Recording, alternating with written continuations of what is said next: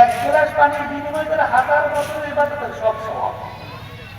আর আমি মালিক তোমাকে যে দুনিয়ার ভিতরে লক্ষ লক্ষ গ্লাস পানি পান করেছি, এর বিনিময় আমাকে দেবা তুমি।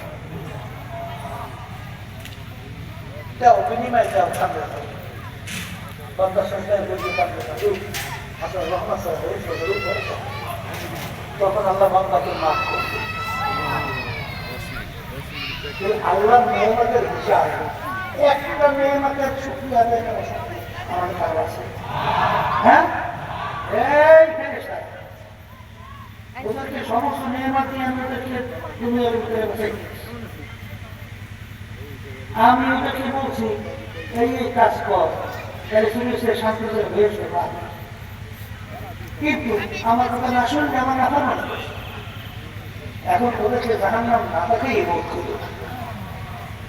আজরাইল আলাইহিস সালাম আসবে আমার আসমানে, আওতার জমিনে, দুনিয়া সরাসরি